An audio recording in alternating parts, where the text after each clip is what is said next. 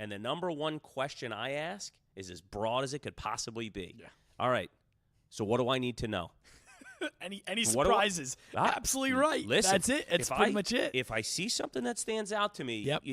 you're freaking right. I'm going to Yep. ask about it. But I want to know from you, what do I need to know? What do I need to know? What did you find? What conflicts do we have? What issues arose? If you open the floodgate like that, I guarantee you, you're going to get a lot of information from your GC.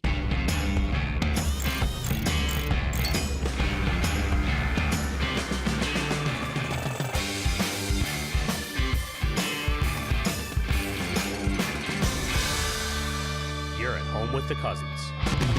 Hey guys, welcome back to another episode of Home with the Cousins. We are running back through the project planning series. If you've listened to this before, it is definitely worth another listen. There is an absolute ton of information in these 7 episodes. I would also encourage you to share this with a friend. Think about somebody who's got an upcoming renovation, wants to do a home remodel, and really isn't prepared to do so. Share this episode, share this series with those people. We really want to share knowledge here. After these 7 episodes, we will be back with all fresh content. Without further ado, jump into it.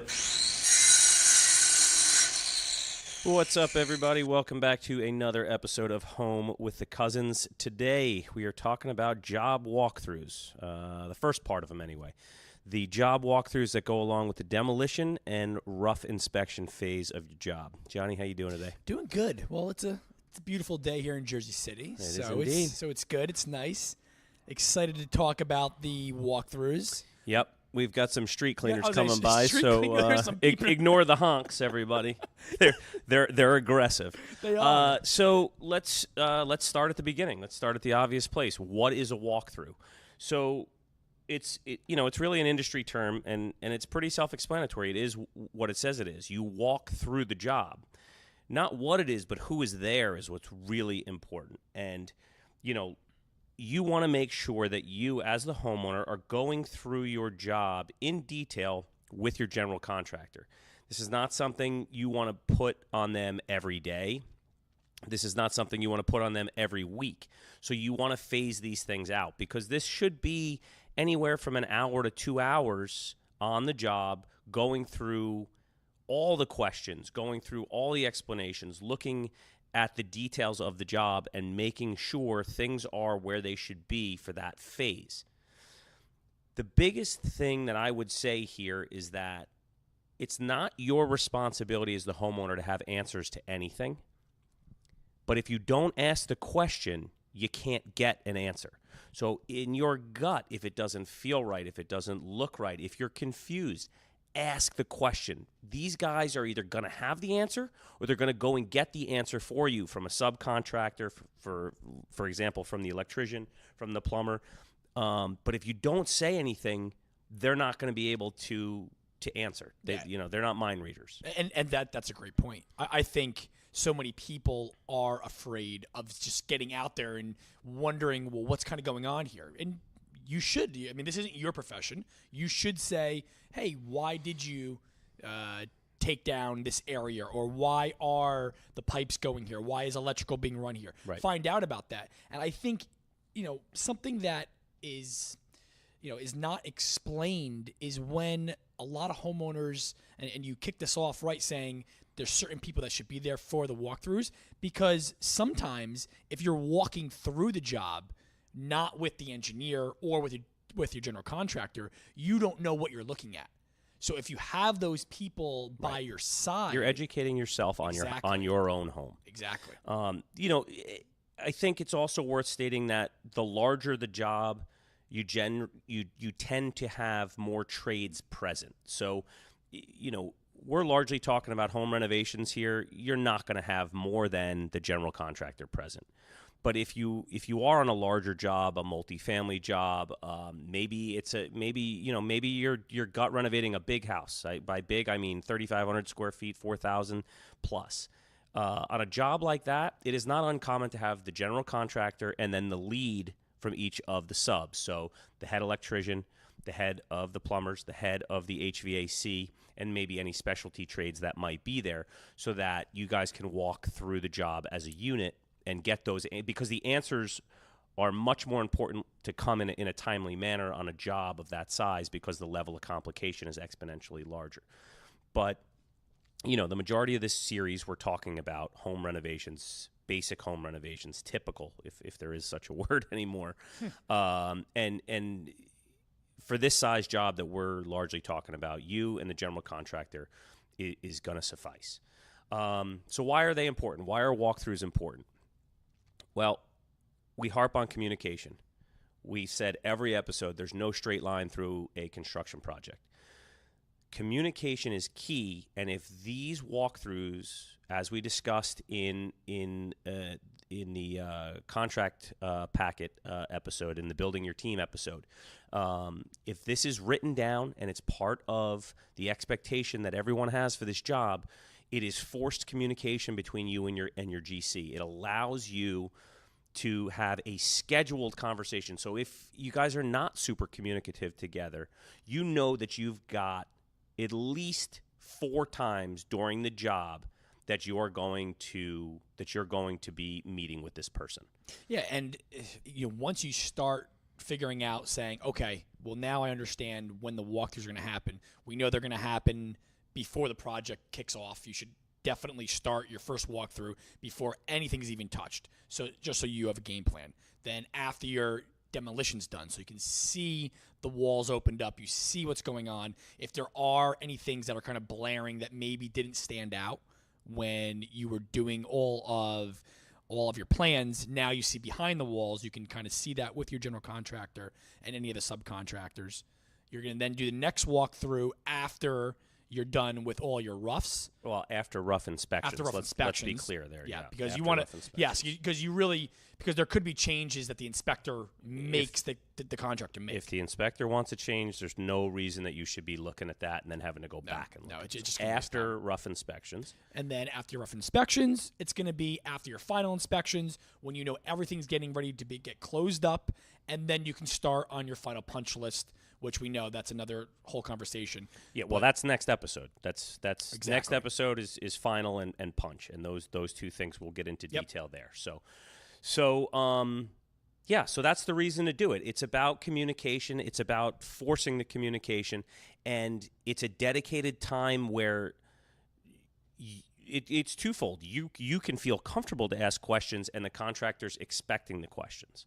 And those are the milestones. I think those main areas are the milestones that really push the project and keep it going fast. Right. So, and when you say milestone, it's another word for saying when we close these walls up, it's going to get expensive to change something. Exactly. It's going to be way more expensive to move this pipe and way more complicated to move this pipe once a sheetrock is up and I got to now trench this and move that. When the studs are open, man, it's really easy for them to make changes. So this is not how do I want to say this? You should not consider this just a cruise around the house and a bullshit session with your contractor. No, it should be detailed. You want to study up a little bit. Yep. When I go to a walkthrough, now with my iPad, everything's digital. If you feel more comfortable with paper, that's fine too. But I highly, highly, highly recommend you have a set of plans with you.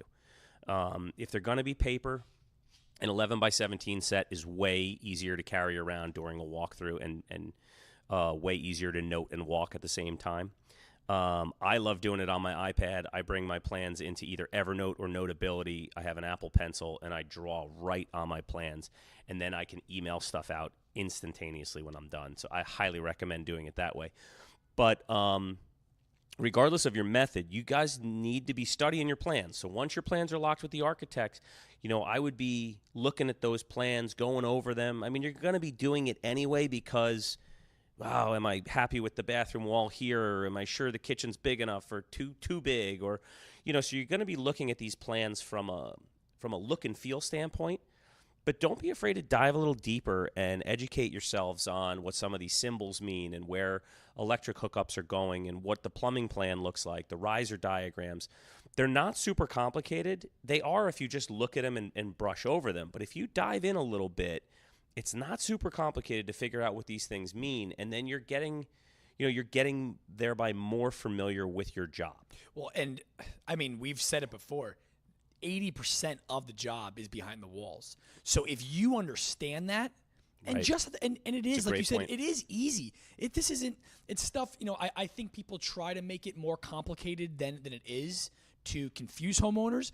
But like Anthony said, guys, you can go online, you can do a little research, you can watch a lot of TV shows that talk about that. Our TV shows, we talked a lot about the rough phase, but you can learn this stuff, and it makes you understand your home in a much deeper way. So if a problem arises, if something happens, then you really understand it. You're not scrambling saying, I have no clue how these mechanicals work.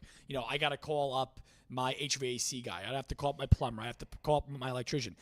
Yes, to come out and fix things, but if you understand it in a basic way, you can help them fix that problem. You Or can help them maybe better said, to diagnose the to problem. diagnose right? it. Exactly. They're going to come in and fix it. Yes. But the more you know about your plans and where things are, you're going to save them time, which is going to Exactly. save you money. Yep. Time is money, always. So why don't we dive specifically into the demolition walkthrough, things Sure. we're going to be looking for. All right. So your contractor cleaned out the house. The demolition's done. And guys, we use the word clean out and demolition interchangeably, and make sure that we explain that. I'm trying not to glaze over things. So much stuff has become second nature. A demolition in the technical sense of the word is knocking a structure down. What you're getting when you get your permit it's called a clean out permit, because you're leaving the structure standing and you're removing the things from the inside that you want gone. So when we say clean out, we don't mean dishes out of your cabinets. We mean cabinets demolished and in the dumpster. They're gone. So yeah, sorry if there's confusion there. So John, so clean out is done. What are you looking for during the walkthrough? During the walkthrough, especially in the demo phase, I'm looking to see, are any of the structural walls, things that are very important, that are the most expensive, are they supported correctly? Are things okay? Is there any load-bearing issues? So you're going to be looking at any of those joists. Have they been cut? A lot of older projects that we've worked on, we've started the clean out, we start demo, we uncover floor joists that have actually been cut through. We've seen that multiple times. Cut through or notched Or notched. in a very nasty manner. Yes. So those are things that are going to jump out at you. And if you're with your GC or your architect, you can identify those areas. If you have to sister some beams to shore things up, those are things in a renovation that are first and foremost, make sure structurally the house is okay. Right. And so John just hit a few things there, and they're all very important. Kind of to break them down a little bit more in layman's terms. So number one, like he said, you're with your general contractor, so you're not worried about what is or is not load bearing. You are looking for notches or big cuts, things that don't look like they should be there. And what's the question? Well, the question's simple. Is this okay like this? And your contractor is going to say, yeah, this is a 1/4 inch notch. It doesn't matter. We're not even in a load-bearing surface, and this is allowed by code. Or, no, we've identified it. We already know we're going to take care of this. Because the inspector will make them take care of it also, guys. That's something that... But we don't always want to depend on them, Of right? course. That's why we're putting our extra set of eyes on there. And the other thing that he said was sistering joists, right? I think the big takeaway from this is that any problem you have can be fixed.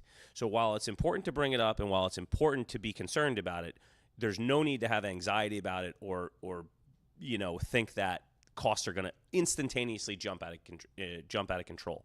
Sistering joists just simply means taking 2 new pieces of wood and bolting them all the way through the old piece of wood to make sure that it now has the structural rigidity that it needs to have to do its original job and just do it better than it used to. Yeah, and those things, once you get past that, those can be big ticket items. So that's why it's so important just to make sure that stuff is okay. Then once you move past all the structural issues, then you're going to start looking into your mechanicals. Are the plumbing pipes that you currently have there, is it old copper? The big thing, right, is it lead? Is it lead? If you have yes, like in that's Jersey true. City, there's a lot of lead pipes that come into the house, and if that's the case, it's got to be replaced all the way out to the street. Yeah, so then you start moving through those mechanicals. Like Anthony said, you check if it's lead. Is the copper rusted? Does that need to be changed out? Electrical, we've run in. That's probably the biggest nightmare that I think we've run into through all of our projects. Is that you start getting into the electrical issues because you see some of the old wiring, you see things that have been spliced together that are thrown up into a ceiling. So those are things you want to point out to your GC to find out, hey, am I going to have to change this? Does it have to come out? Do we have to rip everything out? Is the inspector going to make us do this? Because those are big ticket items that definitely, if you identify it now, it'll save you time and money in the long run. And you talking about electrical, it doesn't take a lot of expertise to figure out a problem. If you see a rat's nest of wires, that's bad. It's just bad. Anytime you see electrical connection, two wires connected together with a wire nut, that has to be inside of a box. If it's not inside of a box where it's protected, it's wrong. And it's very easily identifiable.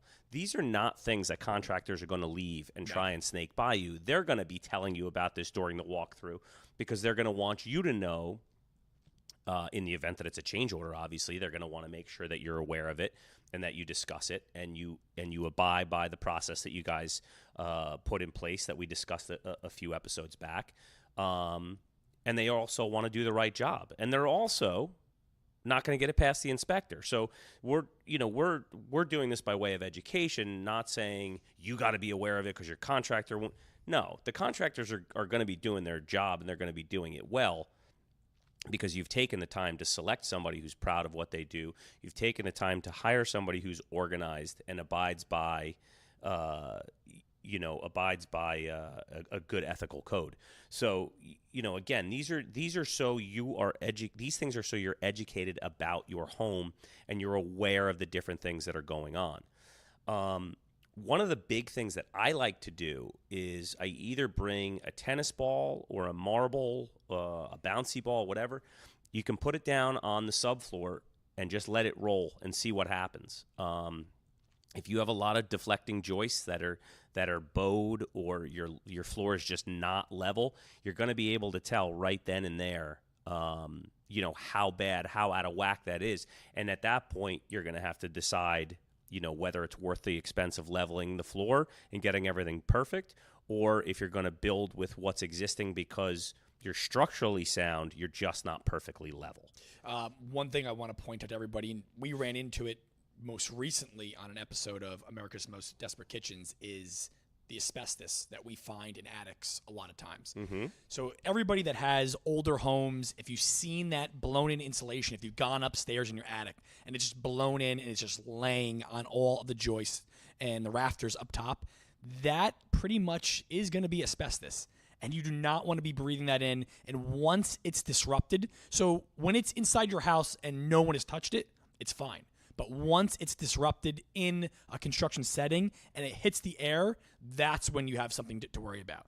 And if you're going to be doing a construction and you're going to be upsetting the attic area and that's going to be falling down and it's going to get into the air, that's when you want to bring in a specialty company that's going to suck that out for you, clean the air. You won't have any issues, but just know that's going to take a little time and money and add some extra time on the project. Absolutely. And the rule of thumb with asbestos is basically if the house is pre-1978, you can pretty much bet that asbestos is in there. Post-1978, you're okay. And like John said, you just want a specialty remediation company. There's plenty of them. They're not hard to find. It's nothing that's crazy. But again, if it's not disturbed, if it's something that's not going to be disturbed, you have no reason to remove it, and you can continue with your project. One area also during the demolition for people to kind of save money, guys, if you have an area. Now, look, you see a lot of our projects. Of course, we go down to the studs. Everything's kind of gone. But we have had projects where maybe the sheetrock on the ceiling is still good. If you can save it, if you can patch over it. If there are areas in your renovation that you can kind of keep. So if there are sheetrocked areas where you can just patch and do a nice spackle job, keep that because that's going to save you money. You don't need to always take down every bit of sheetrock. We've done on plenty of episodes, whether it's been even inside of a kitchen. Maybe we've put some new electric over by the backsplash, but we've kept some of the sheetrock there, patched it, and then put a backsplash over it. So just look at certain areas. I think sometimes everyone says, you know what, I'll just take it all down. If you want to save some money, maybe you can keep some of that sheetrock in certain rooms. So just keep an eye out for that. Absolutely. So the two main things I look at in the post clean out or post demolition walkthrough. Number one, I want that job site to be absolutely spotless, cleaned up and gone. All the crap out, everything in the dumpster, so that I can see everything I want to see with my contractor easily. Don't tell me you're ready for the demolition walkthrough, and guys are still carrying stuff out, and there's still sawdust all over the ground, and stepping over garbage.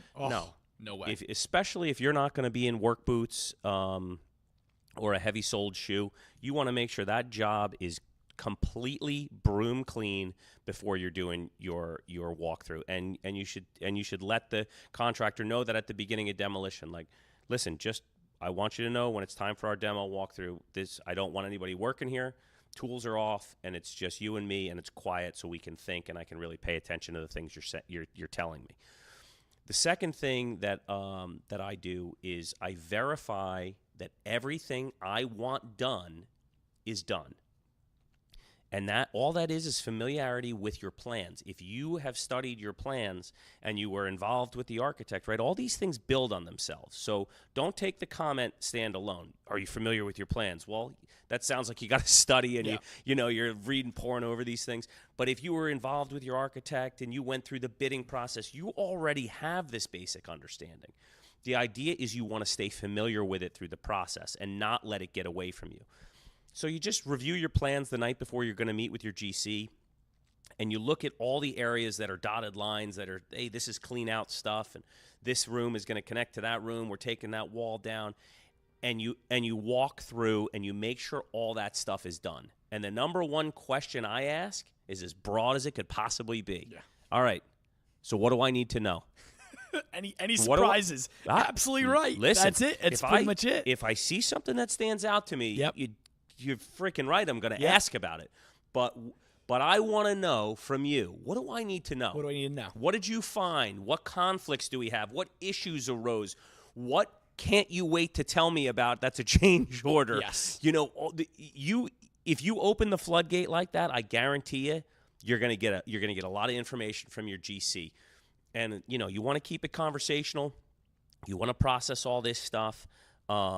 But it's a great opener because they start talking, and by them telling you things, it's inherently going to cause you to have more questions, and then that will get the conversation really moving. So don't think you need to have a list of 10 questions. No, but it's, in all honesty, and I kind of want your opinion on this, doing the hundreds, maybe even thousands of walkthroughs we've done on job sites, I feel demolition is probably the most important because at that point in the job is when if you want something to be changed, it can be changed. Right. Things aren't rough yet. That's the most economical time to change it. So, and then the rough walkthrough, that's the next most economical. Yes. And then it just gets worse and worse. Right. So that's why Anthony, made a great point saying, "Let me know what's wrong right now. Say it right now to me because it hasn't gotten kicked off. Nothing's been built yet." Right? It's only been taken down. Correct. So right now, this is the time. If you were teetering, if you had a design idea, for example, you weren't sure, should you have a fully open concept? Did you want to have the dining room closed off, not closed off? Were you not sure yet? This is the time, guys. Right now, you can say, you know what? Let's clear it out. Let's open it up. I see it. I can see the full picture while I'm standing in the space. Yep. And I think maybe something to add to what you're saying is the fact that once the demo is done, everything's open. So like we talked about during the bidding process, we can't expect our general contractor to have X-ray vision. They can't see through walls. This is how change orders largely arise because they find problems. Well, guess what? The walls are open.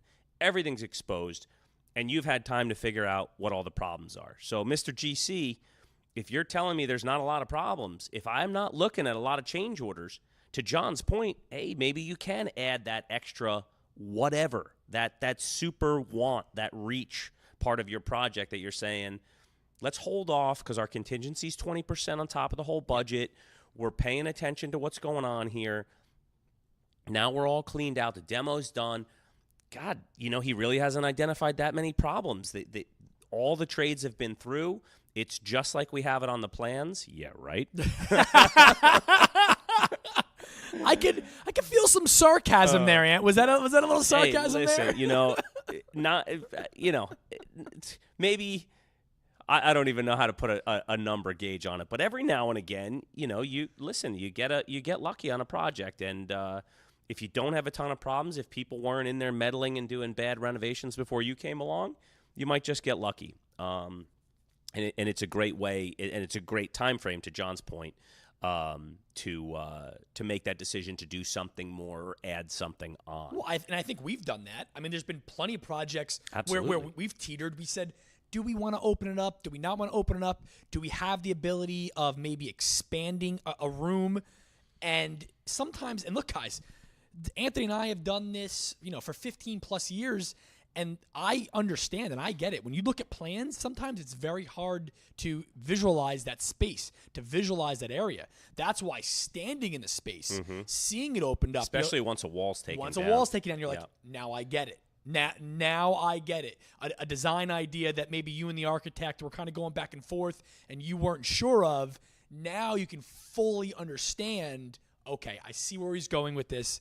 I see where the kind of the mentality of why he wanted me to do this. Absolutely. And now we can do it. You know what? And that's a really great point. And to add to what John's saying, one of the other tools I bring with me on my demolition walkthrough, and this might even be for after the GC's gone, depends on how comfortable you feel with them in your working relationship. It is nice for them to be there because it's certainly helpful, but I bring a large roll of 1.5-inch wide painter's tape.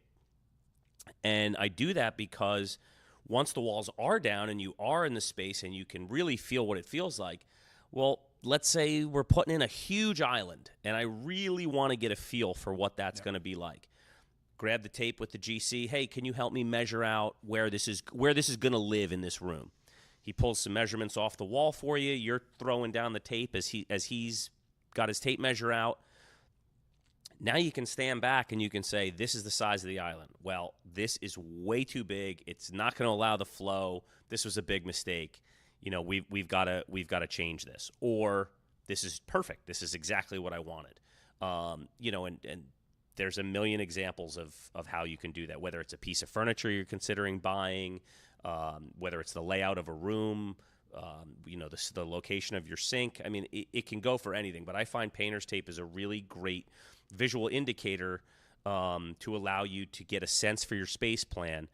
And I say tape for a reason. Spray paint is not good. Marking paint is not good because your contractors and your subcontractors are going to be using marking paint for various reasons throughout the job, and you really don't want to be adding lines to the floor that may or may not confuse things. So with the painter's tape, you put it down, you pick it up, and the job is unchanged for all the guys that are trying to make progress there for you. And I think for kitchens and bathrooms, it's a necessity. Yeah. And we do it on all of our projects because, again, like you said, until you're in the space, you want to make sure, is the flow right? Do I have enough space with the back cabinets in the island? Do I have a minimum of 36 inches?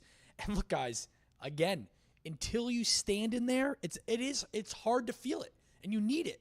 And even people that are very seasoned, like I said, we've done this so many times, we feel most comfortable when we're standing there. We mark it out. We say, you know what? We were right. This is perfect. This is going to allow enough space. You actually have real live bodies walking there saying, oh, that's fine.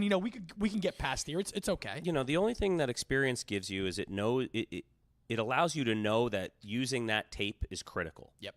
It is very rare that we change something at this point because we've gotten good at space planning. But that painter's tape is cheap compared to ordering an island, putting a countertop on it, sitting at a stool and being like, you know what? We messed up here. This is too big. This is wrong. Which one do you think is cheaper to work through, right? Painter's tape is your best friend on that for sure. Yes, absolutely. Anything else for the demo walkthrough? I feel like we covered it. I'm trying to think. Let me look at my notes here. Oh, I guess the only thing at the end, and I guess this is a note for all the walkthroughs, is just a sign off. I really feel at the end you take all your notes, you digest it down, and you sign off with the GC, with the architect. Great. So point. everyone says, yes, I acknowledge that, because again, guys, I just want to make sure everyone's accountable, because again, you could say, oh, we talked about that, but I don't remember it. Yep. This is an easy way. Yes, we talked about moving X, Y, Z. We made these changes. You sign off on it. There's a record of it, and it's just easy. And then there's no confusion maybe a month or 2 months down the road during the actual build. Absolutely. And, this is a great time to briefly mention technology again. I know I mentioned it a few episodes ago. I thought you'd probably Yep. kick it off. So Field Lens. Yep.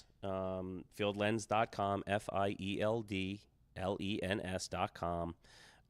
Yes, I am associated with them. I'm on their advisory board, and for good reason. I friggin' love their product. It's an amazing product.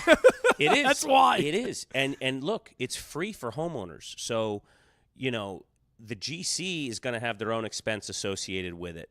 But that's not for you to worry about. This is going to give you the ability to capture media in real time, meaning when you're walking through the job, instead of doing what John just described, writing down all the notes from the job and everybody signing off on it, you can capture all of these things in real time. With the general contractor, you can do video, so you can get his explanation and the things that he's pointing at. You can do photos with markups on them. You can pin those photos to specific areas of the drawings, and that's it. When you're done with your walkthrough, you're not going home to write an hour's worth of notes down, because you've already got everything captured. The GC has it because as soon as you post it, it's live to everybody in the job. So it's a really great tool for this specific part of the job, especially from a homeowner's perspective. So definitely worth checking out, and I will put a link to the website again in the show notes for you guys. And I want to let everybody out there that's listening. Of course, if you're doing your home renovation project, it's a great tool. But if you are someone that's in the business like us, a developer, someone that's flipping multiple homes, having a tool like this, guys, this makes your life so easy. I think about our projects before this started, before we started using Field Lens to the magnitude where, like you said, it was all taking notes down, notepads, signing off, very tedious. The daily job sheets. Daily job sheets. We literally got rid of that template once we employed the technology. Then, because we had multiple jobs going on all over the place, then we had this technology. We go right in. We pull up that job. We pull up those notes. I can see it real time on my phone, on my iPad, anywhere, and share it with everybody. So if you are somebody that's in the business, and let's say you have 10 properties, they're all going on at once. They're all in different stages, because they are going to be in different stages. You can go right to your phone. You can have your general contractor taking pictures right there and updating you. You don't need to drive around the 10 properties to see everything. So I think with walkthroughs, if you are the next level up where it can get very involved if you have a lot of properties, something like Field Lens, guys, it definitely changed. It changed our business, and it made time and money a lot easy to attain just because of this tool. And just so we're clear, this is not a paid advertisement. We are just big fans of the software, and I've worked with the company in an advisory capacity because we use the software so much. Simple as that. Okay, so let's go to the post-rough inspection walkthrough. So you have now passed your rough inspections. What does that mean? That means that the walls are still open. There's no sheetrock. You can see all the 2x4s. You can see all the studs. You still have the walls are all open, plain and simple. But all the mechanicals are in place. All the PVC pipe for the plumbing, all the black pipe for the gas lines, all the copper or PEX lines for the water, all of your electrical wires, everything is in. The inspectors have come.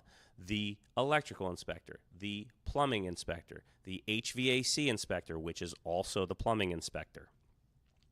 Fire. Some places, I don't know. Some places require fire, not all. But assuming this is a standalone residential residence, it does not.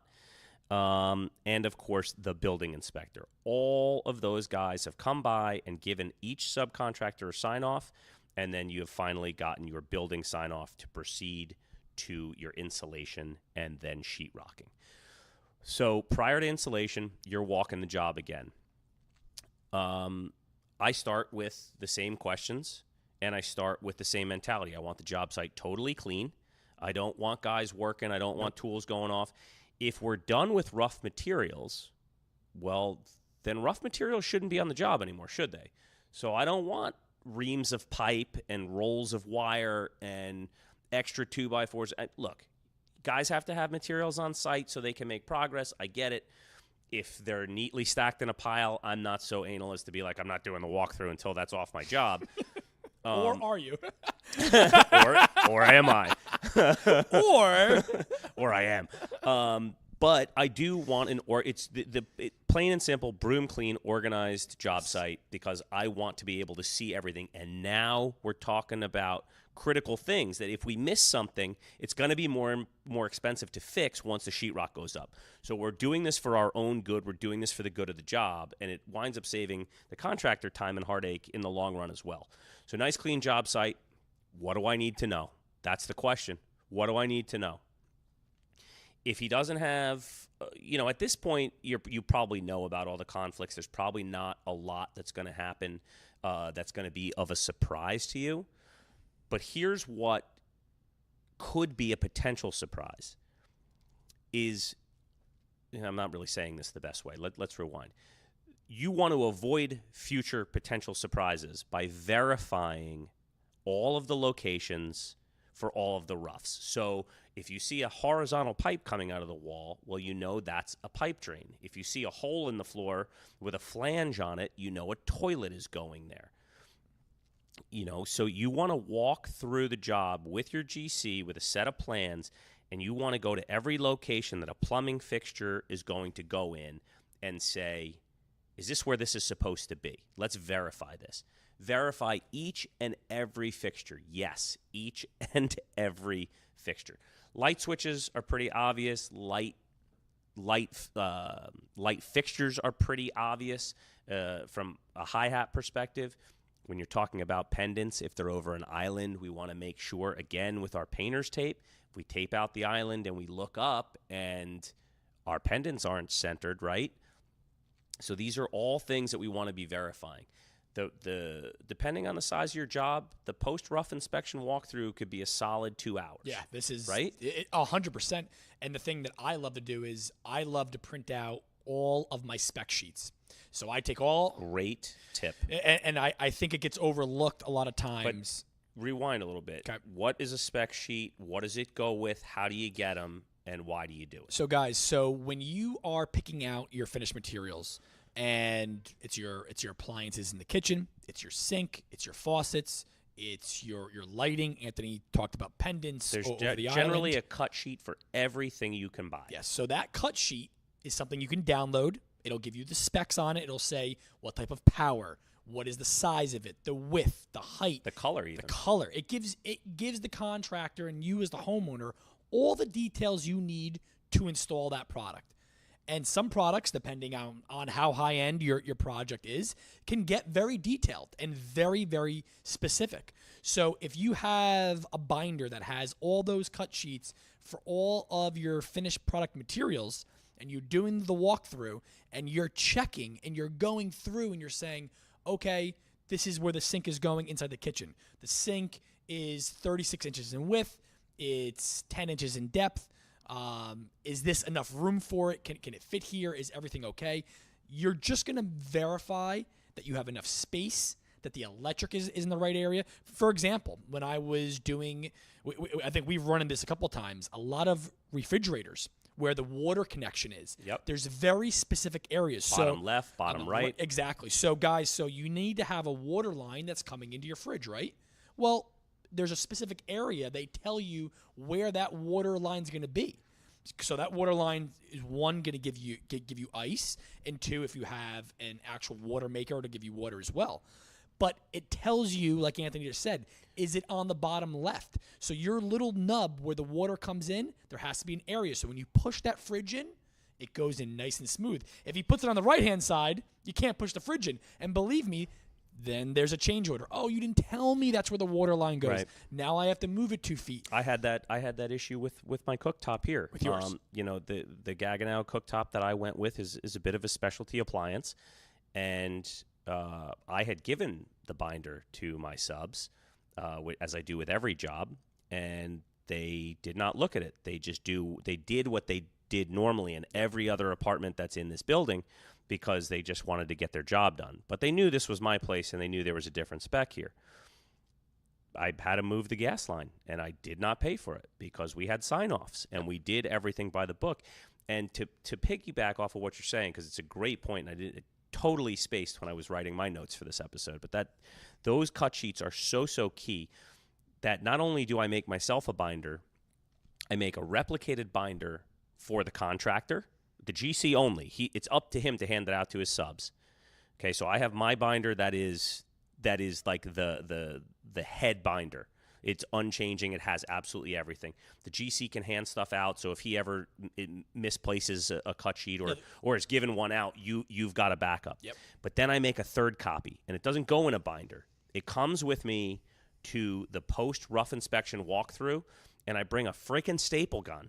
And I staple each cut sheet to the wood stud right where it's supposed to go. Yep. So guess what?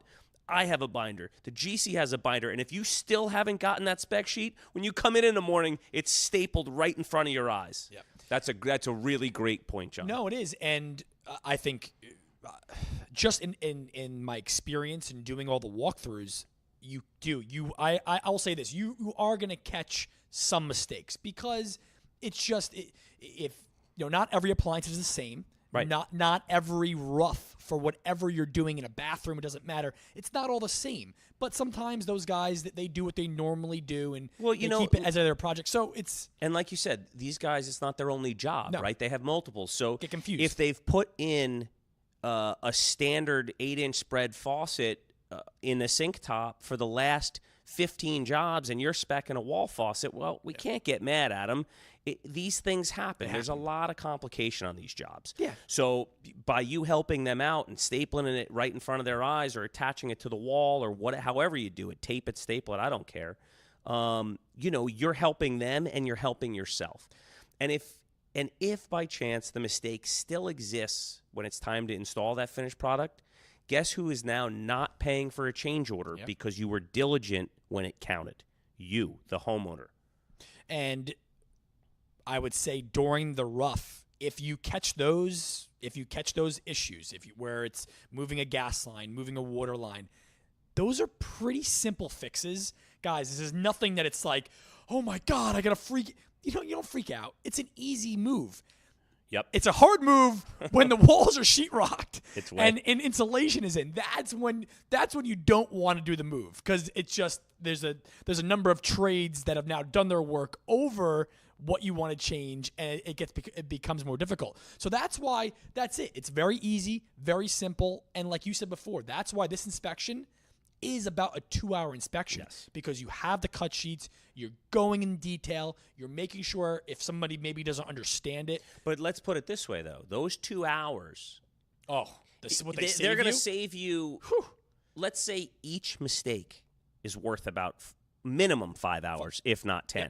So, when you look at the value of time and money, the value proposition is huge. Yes, nobody wants to be doing this at the end of their work day for 2 hours after you've worked, 10, 15-hour day, but it's worth the time. And I would suggest that you schedule your walkthroughs on a Saturday. Most contractors work Saturdays. It's a normal work day for them. And it is important that you are fresh when you do this. You want to be going in there with a positive attitude. Don't have guys working. Guys should not be working around you. Nope. This should be the job site should be closed down, and it's you, your GC, or you, your GC, and your architect, whoever's going to be on that team that's walking through, and everyone is understanding what's going on.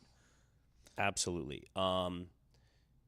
So I think that that about covers it. I'm going to give just a couple things I look for and like suggestions I look in the rough stage, just as some points for everybody at home.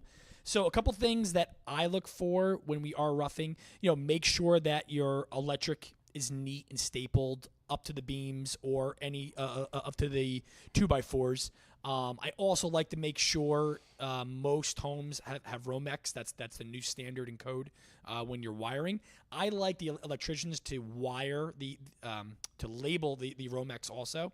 So if, for example, if you had to do something where you had to take down a wall in the future, it's labeled. It says what it's for. So I actually have them label each one what outlet it's going to. If you guys aren't sure something with plumbers, if you want to bring up, of course, copper's been the standard for years and years. Ask for PEX. It's something that's very easy. It's actually plastic tubing. It's blue and it's red. You know what's cold. You know what's hot. It's very easy. PEX will cut the cost of your plumbing in half. Yes, very. And it's a lot easier for them to install. Most plumbers today, they want to use PEX, but it's something to definitely bring up. I know we talked about field lens, so that's already done. You make sure that you're walking through. Ask your general contractor. Something that holds up, jobs is making sure that things are fire caulked.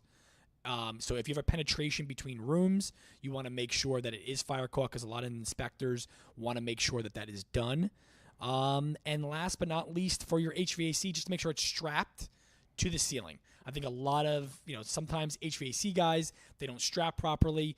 Things kind of get a little loose. So make sure that it's strapped and it's done with the insulation tape on any of the joints. When you have any bends, make sure that it's taped very well and it's not going to break apart and actually move when it's upstairs in your attic. Yep. The only one you missed was the nail plates for the plumbing and nail pipes. Plates, yes. Yeah. And nail plates by gas lines and by any water lines also. So these are very simple things to identify. So we'll go in reverse order here. So for plumbing and gas lines, for water and gas lines, for the plumbing stuff, the nail plates are just simple flat plates. What are they, 2x2? It depends on the size of the pipe that's in the wall. Yeah. So what you're going to see is when a plumbing pipe is running horizontal through a wall or a vertical coming up through the floor, there's a metal plate that is put on the 2x4 stud in front of that to protect it once the sheetrock is up. So when the sheetrockers are screwing through the sheetrock, putting it up against the wood studs, if they hit a metal plate, it won't allow the screw to go through, thereby saving you putting a hole in your plumbing pipe. Yep. Very simple to identify. Strapping for HVAC that John just mentioned, you're basically looking for big metal bands that go around your ductwork that are also attached to either a ceiling structure, or roof member, whatever the case may be. You have metal strapping around the ductwork, holding it in place, because once that system is pushing air, it can rattle around and that ductwork can loosen up. And then last, John was talking about the nailed off electrical wires. I don't know the exact code. Do you remember? Is it 24 every 24 inches? I don't remember what the look, exact is. Again, you don't need to know the code. We've been doing this for 15 years. I still don't know exactly what the code is. It's constantly changing. What do I look at? If there's any big bowing wires that are floppy or can move around in the wall, plain and simple, that's not right. Whether it's code or not, I don't like it in my job. I don't want wires moving around. I want that stapled to the stud to make sure that it can't move and won't get clipped by hanging a painting or putting a screw through the wall. That's exactly what I was just going to say. Right. You want them neat and bundled together for that exact reason. So those three things are super simple. Very visual cues that you can look at when you're going through your post-rough inspection walkthrough. The last thing that I like to do is I take a photograph of every single open wall on the job site. After I take those photographs, I put them in either Evernote or Notability. Again, I love those two apps as well. And I note what they are: north wall, south kitchen wall, north kitchen wall. If you're using field lens, again, nice thing, you can take the photo and you can pin it to the wall of the drawing. Why do we do this? Because it allows you to see every mechanical connection in its exact and current location prior to the sheetrock going on the wall. So you have a historical record of where everything is located. So if somebody does hit a pipe, or if a wire isn't working, or a switch or an outlet or something isn't connected, you can go back, you can see what bay that wire or that pipe may land in, and it'll make for an easier fix for when the contractors have to decipher what that problem is. And I tell you right now, the contractor's going to love you for it. That's the truth. Because when I was building my house, that's exactly what I did. Yep. There was I forget exactly what happened, but one of the switches, it happens, guys, it wasn't working. Yep. It was just it was a bad connection, and they didn't know where that wire was. But I had all my pictures of the entire house in its rough stage. So we went to the area, found it. We knew exactly what area to cut out in the sheetrock. It literally took him 5 to 10 minutes because he knew exactly where that wire was. It was a minimally invasive, small. It's like microscopic surgery instead of open heart. It wasn't making your walls look like Swiss cheese. Trying to put a hole here, put a hole here, put a hole here until we find it. One hole, easy patch, done with, and it's simple, and it's something that you say, oh my God, yeah, that's so easy. Why don't I think of it? Those are simple things, guys. You save the pictures. You save that in your notebook, however you're doing it, like Anthony described, online, whatever way you want to do it, but it will help you in the long run. And on top of it, hey, look, things change. You want to do a future renovation at your house? Well, look, you can show your next contractor, this is what's here. This is what it looks like behind the walls. So it's really beneficial to you guys. Absolutely. All right, man. Well, that wraps up another episode of Home with the Cousins. Guys, thanks for hanging with us, and we will see you next week.